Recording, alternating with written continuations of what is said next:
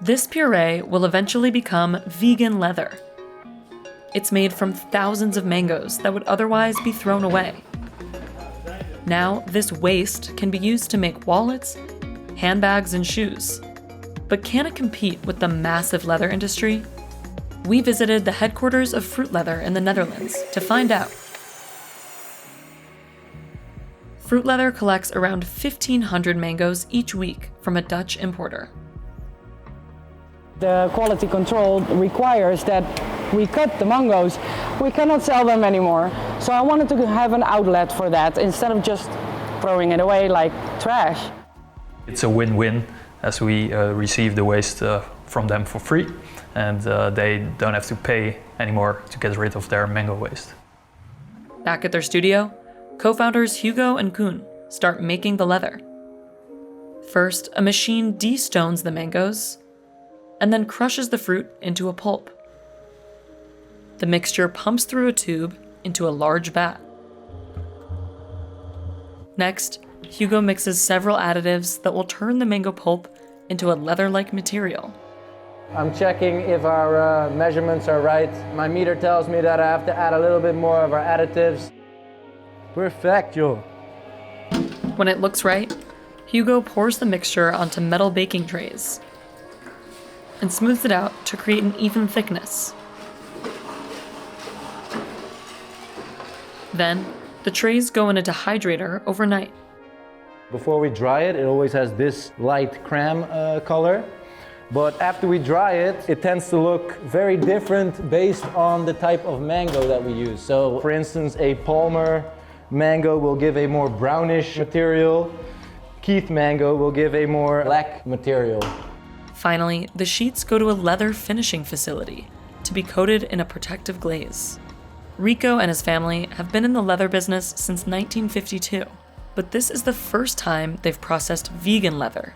We use the same process, but it's different material, so it responds differently to heat or to the finishing products we use.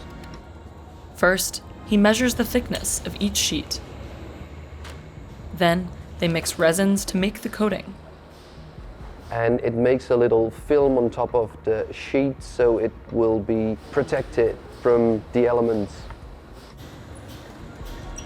A machine presses a thin layer of protective coating onto the leather. When the sheets pass through, they go onto a conveyor, and that will roll into an oven.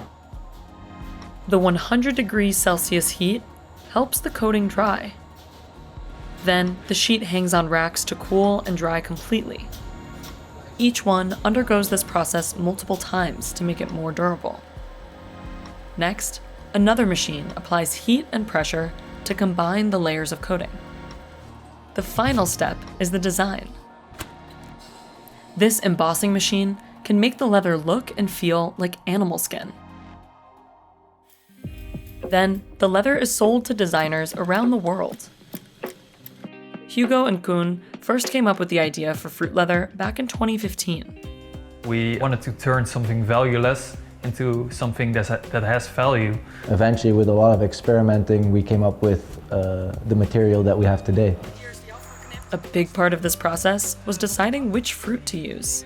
When we first started, we didn't know that a certain fruit might lead to better material. Actually, in such a way that we even tried processing watermelons. Turns out there's not a lot of fibers inside watermelon, it's mainly water. They settled on mangoes because the fruit was easy to work with. Later we found out how much mango Holland actually imports. More than half of the mangoes in Europe are imported or traded by the Netherlands. And around 12% of food in the Netherlands is wasted. We are able to get a very large amount of resource to make our material. That is why we decided to stick with the mango. Hugo and Koen also want to reduce emissions another way. We saw that all kind of chemicals were being used to tan the leather with all CO2 that comes from the tanning process.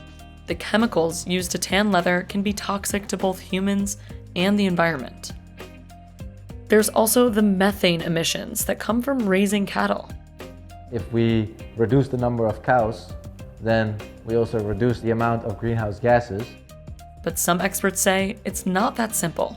Leather is not primarily what's driving the cattle industry, and I think that there's a pretty compelling argument to be made that as long as beef production is still continuing, that we should make use of these hides. Vegan leather also comes with its own challenges.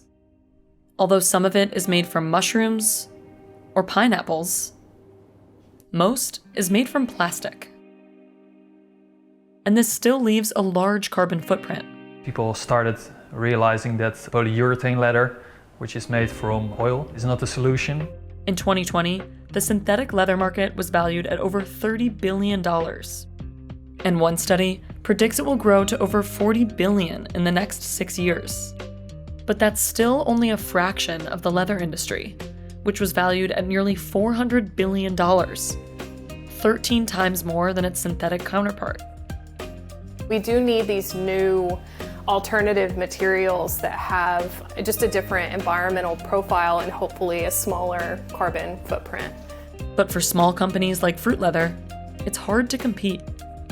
Right now, Fruit Leather is only able to produce 80 square meters of leather per month. That's about 250 pairs of shoes. The final product costs around $22 per square foot. And the small size of each sheet means the company can only make certain products. Eventually we want to work towards creating the material on a giant roll so that we can also increase our production capacity, but also expand the range of products that the material can be applied to. The mango leather also doesn't last as long as traditional leather. The upholstery of a car needs to last like 10 years. This is something it wouldn't be able to withstand now. But they are still working to make the product more durable. And Hugo and Koen say their goal isn't to replace cow leather altogether. This process has been completely thought out, and we started in 2015, so we are not gonna suddenly replace a product that has been around for thousands of years. Still, they are aiming to make leather production easier on the environment, one mango at a time.